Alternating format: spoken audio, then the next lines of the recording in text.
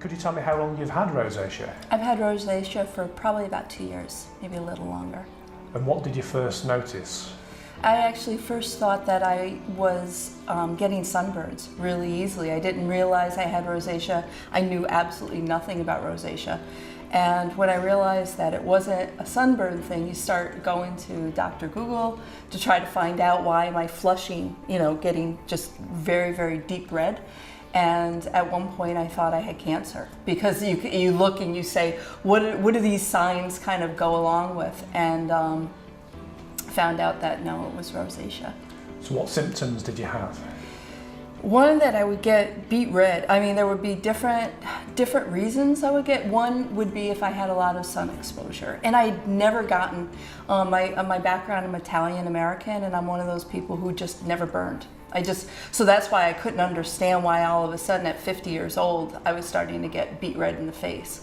And then exercise. If I was really pushing myself with exercise, then it would be stress. So it was never one thing that would start, but all of a sudden I went from not having a problem to, it was probably about 50 years old that I started having a very red face. Right. And how did it affect you day to day? It was irritating that the day-to-day effect of it all was that you would feel kind of itchy, tingly on your face, and you feel yourself starting to flush, and that was it. And sometimes I would be in front of a class of students and you would feel it starting, and it just stays in your mind that you're having a flare-up, and that's a very uncomfortable feeling. So did you try to cover it up? Yeah, I absolutely try to cover it up. I'm not one that I would really wear makeup a lot, so then all of a sudden I started wearing makeup before I went to work because I was afraid of getting a flare-up in front of my class. I'm a teacher. So started doing things that I otherwise wouldn't do, and started looking for, once I found out that it was rosacea, started looking for different ways to kind of keep it down. And I went to a dermatologist.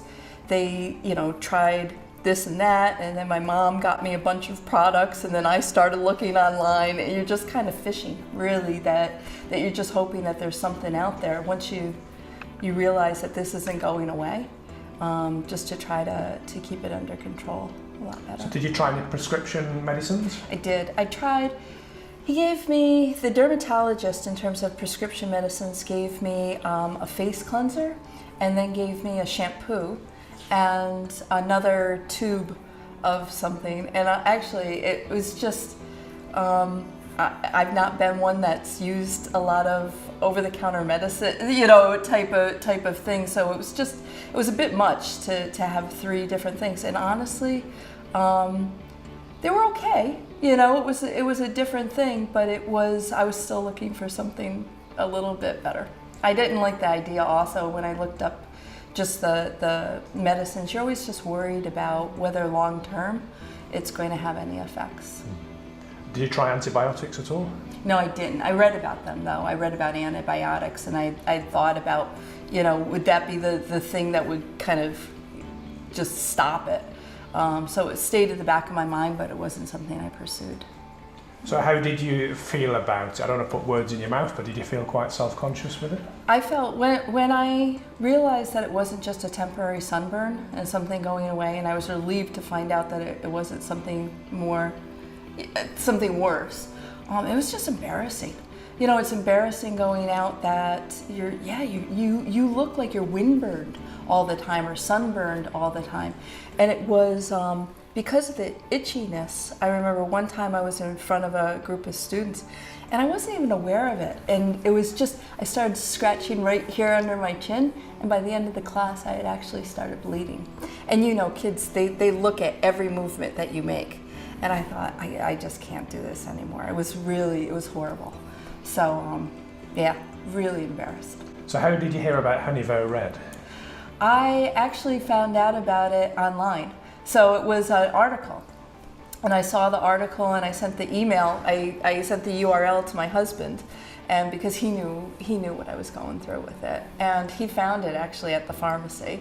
And so again, you try, and it was so good that I did order it online for my daughter. I sent it to her in the States. And then when I was home, I found out, I didn't even know my brother had rosacea too.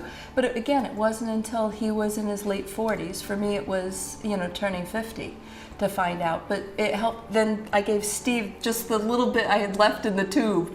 I left it home with him the last time I was home. So yeah, he appreciated that.